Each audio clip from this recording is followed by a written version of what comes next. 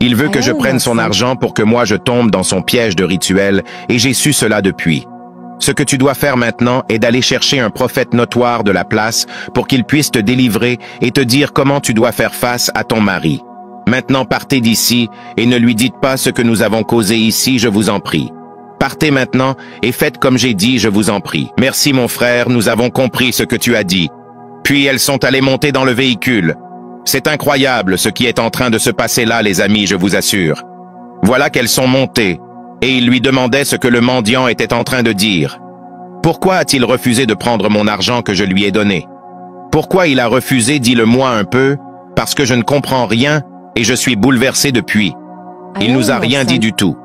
Il nous disait seulement qu'il n'aime pas voir beaucoup d'argent comme ça et qu'il n'est pas habitué à recevoir ces sommes exorbitantes.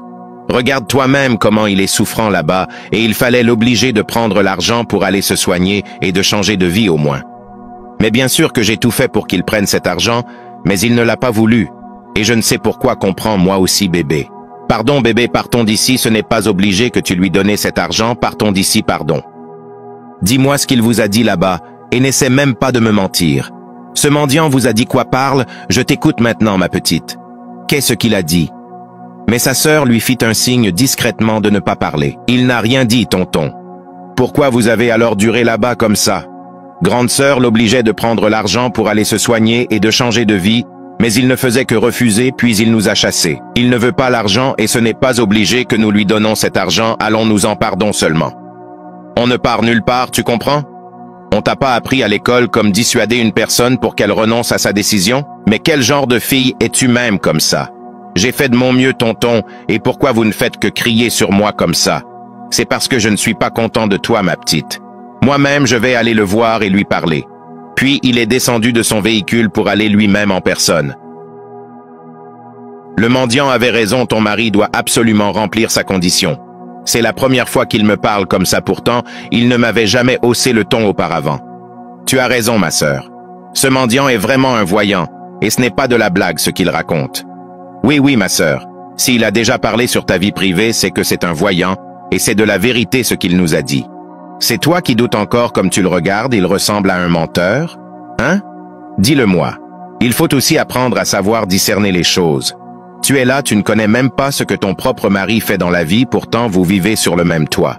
Je n'ai jamais dit qu'il ne dit pas la vérité, mais mon problème est de savoir comment il a fait pour connaître tout ce qui se passe dans ma vie et dans notre famille. Je propose plutôt que nous prenons son argent et nous le gardons pour régler nos besoins à nous deux. Pardon-moi, je n'aime pas le gros cœur et je ne veux pas prendre des risques. Toi tu peux le faire, mais moi jamais je ne veux pas risquer ma vie, pardon seulement. Dis-moi exactement pourquoi tu as refusé de prendre mon argent, je suis bouleversé là. Je te rappelle que ce geste que j'ai fait pour toi dans ta vie, nul ne pourra jamais te le faire, et tu devrais plutôt me remercier. Tu es un mendiant, et ça se voit que tu souffres, et que tu ne vas pas bien. Dis-moi maintenant pourquoi tu as refusé l'argent, je t'écoute. Il est vrai qu'on ne se connaît pas, et qu'on n'a aucun problème mutuellement. Je ne veux pas de cet argent. Et vous savez le pourquoi je refuse votre argent, ne faites pas semblant, je connais très bien votre jeu.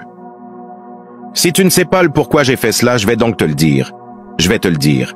Toi-même, tu sais que ton argent n'est pas propre, ça c'est le numéro d'abord pour commencer. J'ai vu un autre visage de toi pendant que tu étais dans la voiture.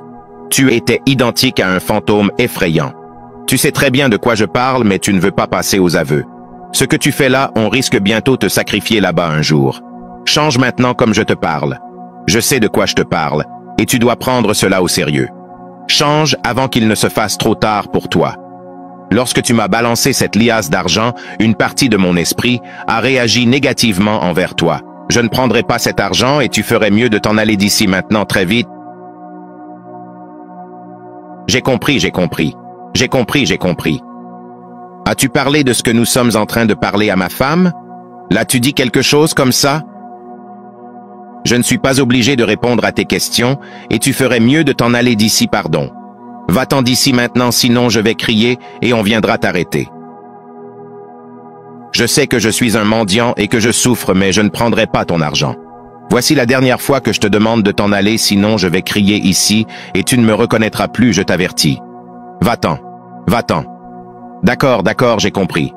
Ma sœur, le voilà qui arrive. Elles se sont dispersées pour qu'ils ne suspectent rien entre eux deux. Y a pas de problème. Tu vas le regretter, je te le dis. Puis il est monté dans son véhicule tout déprimé pour s'en aller.